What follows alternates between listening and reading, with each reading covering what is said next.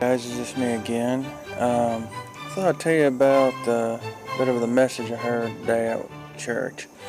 Um, Preacher man was talking about how there was this boy, and he was kind of doing like a parable sermon, which is kind of cool.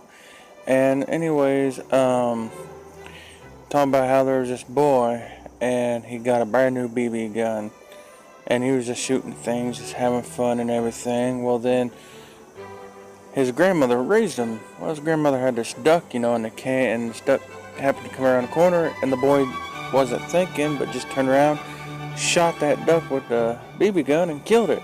Well, he felt bad about it, didn't know how to tell his grandmother about it, so he up and hid the duck, buried it, and everything. Well, that evening, it was time to do their chores and everything, and he's getting ready to do his chores. Well, then his sister says, "You know what?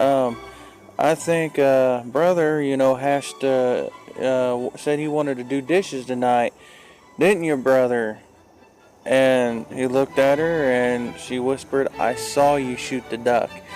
So, not only did he do his chores, but he washed dishes. Well, this continued for about 5 days or so, and him doing, not 5 days, 5 weeks, him doing this, doing that, his chores plus hers and everything. And finally, he couldn't figure out how to get things going. And he felt so guilty about shooting his grandmother's duck, and he didn't mean to. It was just playing around and, boom, you know how kids are.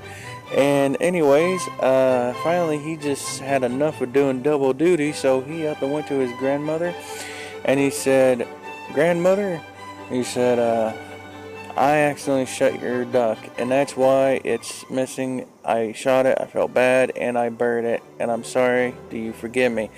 His grandmother said, "Grandson, I forgave you the day I saw you shoot the duck." She goes, "I was staring, looking out the kitchen window when you did it."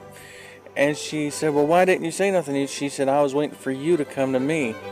And so the moral of that story was, preacher man got talking about, he was, everybody's guilty of sin and everything, and we have that hanging on us, and we feel guilty about something. Sometimes we don't understand why we feel guilty, but we feel guilty. And he said that's when you know that you really need to go to God and ask forgiveness through Jesus Christ and be forgiven of that sin, so it ain't hanging on you and everything. And that's the message we kind of heard today.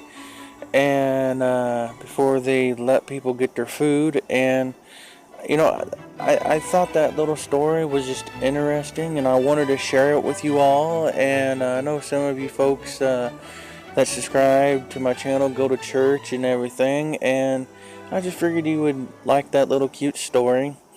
And also, I tell you what, all these food pantries out here, if you get a chance to, if you got a little extra or something, donate to your local food pantry, because you never know, you might be in that same situation where you might need it and everything. And I even heard, a story of one guy, talking to this preacher that does the one where I'm at, that I go to, and says, I know some people that make a lot of money, but yet barely have enough to get by because all kind of their bills, and they're ashamed to come to these places. And preacher man told him, he said that people shouldn't be ashamed of that, and he said everybody needs help every now and then.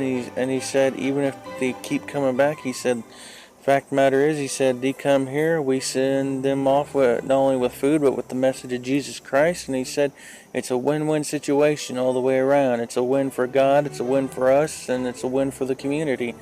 And that's the reason why I also go, is because they're not just there about shuffling people through to hurry up and get them food or anything, and they really don't ask for donations or anything, but the people show up, and there's a few guidelines you got to go by, as far as the area in which they're using it in, because or doing it through, because on kind of the property, you have to follow a few rules on the property. But other than that, it's a wonderful place. And I'm sitting there thinking, if I could have found a church that was like this, I'd probably go to church all the time.